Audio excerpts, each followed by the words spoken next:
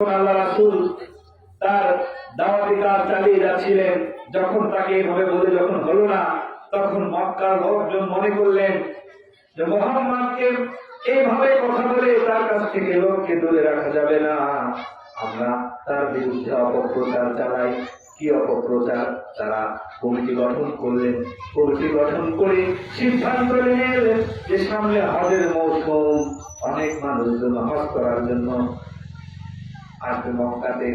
হজ করার জন্য মক্কাতে আসার পরে যদি মুহাম্মদের কাছে যায়, তাহলে নির্ঘাত তারা কি হবে? ইসলাম গ্রহণ করবে। এই কথা চিন্তা করে বাইরে বাইরে দেখেন তো, একটু ওদের একটু চুপ করতে বলেন, আমি চলে যেতে বলেন। সম্মানিত উপস্থিতি, তারা মিটিং করলেন যে মুহাম্মদের বিরুদ্ধে অপপ্রচার করতে হবে। তারা সকল মক্কার যারা হাজিরা হজ করতে আসতেছিল তাদেরকে ডেকে ডেকে বললেন যে অমুক জায়গায় একটা এতিম বালক আছে, তার নাম মুহাম্মদ, তার বাবা নাই, বাবা মারা গেছেন, তার কাছে যেন আপনারা যাইয়েন না, তিনি আপনাদেরকে ভুলভাল কথা বলবে। এই কথা বলার পরে মানুষজন চিন্তা করলো যে এই লোকটি কেমন, একটু দেখি তো। সবাই মিলে যখন মুহাম্মদের বিরুদ্ধে বলতেছিল, তখন তারা চিন্তা করলো যে দেখি তো এই লোকটা কেমন। তাই হয় না, সবাই মিলে যখন একজনের বিরুদ্ধে বলে, মানুষের কি জানার, তাকে দেখার আকাঙ্ক্ষা বেড়ে যায়। তখন তারা চিন্তা করলো দেখি তো এই লোকটা কেমন। তখন তারা আরো বেশি করে দেখেন, মুহাম্মদকে মানুষ অত বেশি তখন চিনত না, কিন্তু এই কাফেরেরা, মুশরিকেরা তারা মুহাম্মদকে চিনাই দিচ্ছে যে অমুক জায়গায় একটা মানুষ আছে, সে কিন্তু আজে বাজে কথা বলে, উল্টাপাল্টা কথা বলে। তখন তার কথা শুনে তারা সবাই মুহাম্মদের কাছে গেলেন, গিয়ে দেখলেন যে না, মুহাম্মদ কোনো আজে বাজে কথা বলে না। তারা ইসলাম গ্রহণ করলেন, বলেন সুবহানাল্লাহ। তাদের চক্রান্ত ভেস্তে গেল। তারা চিন্তা করলো যে শুধু এইটুকু বলে হবে না। তখন তারা বলা শুরু করলো যে অমুক জায়গায় একটা লোক আছে, তার নাম হলো মুহাম্মদ, তোমরা তার কাছে যাও না, সে কিন্তু পাগল। লোকজন এখন মনে করলো যে দেখি তো দুনিয়াতে অনেক পাগল তো দেখছি, এই পাগলটা কেমন পাগল। এই চিন্তা করে তারা আরো বেশি হুমকি খেয়ে পড়লো মুহাম্মদের কাছে। গিয়ে দেখলো যে না, মুহাম্মদ যে কথাগুলো বলে এগুলো কোনো পাগলের প্রোডাক্ট নয়। তারা লা ইলাহা ইল্লাল্লাহ মুহাম্মাদুর রাসূলুল্লাহ কালেমা পড়ে তারা মুসলমান হয়ে গেলেন, বলেন সুবহানাল্লাহ। কাফের মুশরিকদের অন্তর জ্বালা আরো বেড়ে গেল। তারা চিন্তা করলো যে এভাবে হবে না। এবার তারা সিদ্ধান্ত নিল, এবার বলা হোক যে অমুক জায়গায় একটা লোক আছে, নাম হলো মুহাম্মদ, সে পাগল এবং জাদুকর। তখন এই কথা শুনে লোকজন মনে করলো যে দুনিয়াতে তো অনেক জাদুকরি দেখছি, এটা আবার কেমন জাদুকর। লোকজন আরো বেশি চলে আসলো, এসে মুহাম্মদের কাছে কোরআনের আয়াত মুহাম্মদ সাল্লাল্লাহু আলাইহি ওয়াসাল্লাম যখন তেলাওয়াত করছিলেন, তারা মন্ত্রমুগ্ধ হয়ে মুহাম্মদের দিকে তাকিয়েছিলেন। এবং তারা আরবের মানুষ হওয়ার কারণে, আরবি ভাষাটা বোঝার কারণে তারা শুনছিলেন। এবং মুহাম্মদ সাল্লাল্লাহু আলাইহি ওয়াসাল্লাম যখন তার কোরআনের তেলাওয়াত বন্ধ করলেন, তারা সকলে মুসলমান হয়ে গেলেন, বলেন সুবহানাল্লাহ। সম্মানিত উপস্থিতি, এইভাবে তার মুহাম্মদ সাল্লাল্লাহু আলাইহি ওয়াসাল্লামকে দ্বীনের দাওয়াত থেকে সরিয়ে দেওয়ার জন্য চেষ্টা করে যখন পারছিলেন না, তখন তারা আবার একটা মিটিং ডাকলেন। মিটিং থেকে একজন কাফের, একজন মুশরিক, নাম হচ্ছে শারিক বিন আবদাস, তিনি বললেন যে মুহাম্মদ আপনাদের কারো ভাতিজা হয়, কারো হয়তো ভাই হয়, এই জন্য তাকে দয়া দেখানো যাবে না। সে যেভাবে ইসলামের দাওয়াত দিতে শুরু করছে, আর কিছুদিন পরে আমাদের নেতৃত্ব সমাজে আমাদের মাতব করে আর চলবে না, মুহাম্মদকে থামাতে হবে। সুতরাং আর অপপ্রচার নয়, এবার মুহাম্মদকে হত্যা করতে হবে, বলেন নাউজুবিল্লাহ। তারা মুহাম্মদকে হত্যার সিদ্ধান্ত গ্রহণ করলো।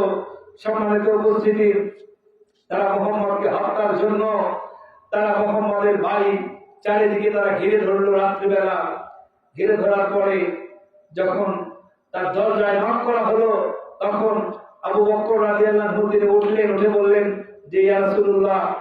তখন কোরআনের আয়াত নাযিল হলো যে মুহাম্মদ, দুনিয়াটা তোমার জন্য অনেক বড়, আমি তোমার জন্য দুনিয়াকে সংকীর্ণ করে তুমি হিজরত করে চলে যাও।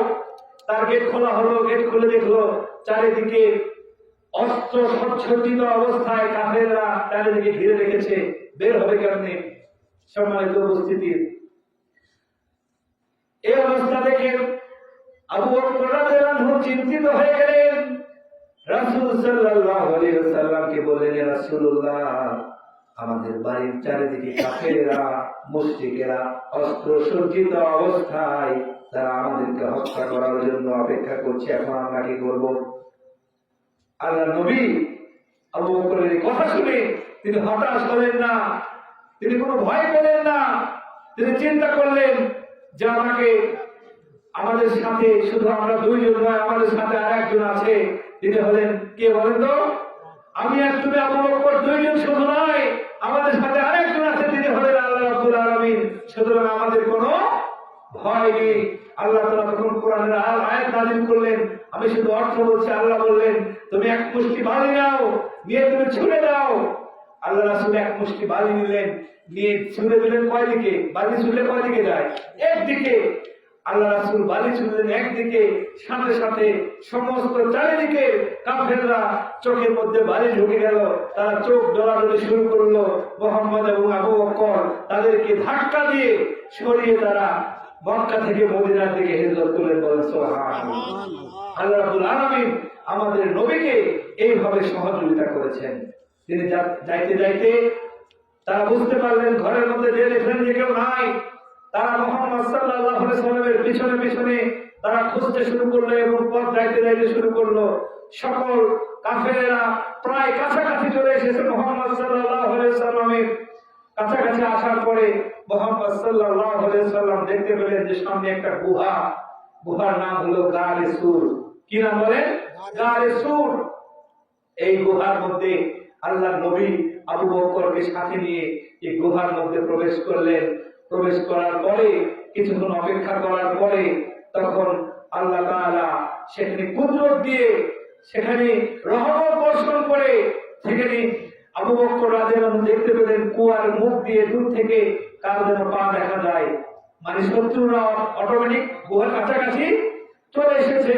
তখন আল্লাহ নবীকে তিনি বললেন যে ইয়া রাসূলুল্লাহ, ইতিমধ্যেই তো কাফেররা আমাদের গুহার কাছাকাছি চলে এসেছে, আরেকটু পরেই হয়তো আমাদেরকে তারা হত্যা করবে।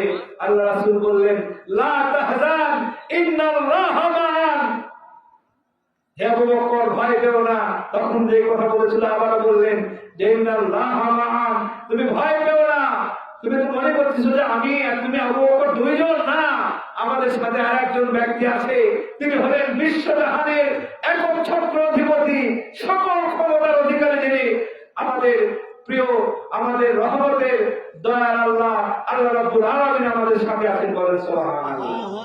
আল্লাহ রাব্বুল আলামিন তখন সেখানে কুদরত দিয়ে কাফেররা যখনই সেই গুহার মধ্যে প্রবেশ করবেন, প্রবেশ করার সাথে সাথে প্রবেশ করার আগে দেখলেন যে গুহার রাস্তায় একটা কবুতর বসে বসে সেখানে ডিম পেড়ে ডিমের উপরে তা দিচ্ছে। কাফেররা মনে করলো যে যদি কোনো ব্যক্তি এই গুহার মধ্যে ঢোকে তাহলে তো এখানে কবুতর বাচ্চাকে ডিমে তা দেওয়ার কথা নয়। এরপর আরো কিছু লোকজন সন্দেহ করলো যে না, হয়তো হতে পারে। আরেকটু সামনে গিয়ে দেখলেন যে সেখানে একটা তরতাজা মাকড়সার জাল। আল্লাহ রাব্বুল আলামিন কুদরত দিয়ে সেখানে মাকড়সার জাল বানিয়ে দিলেন।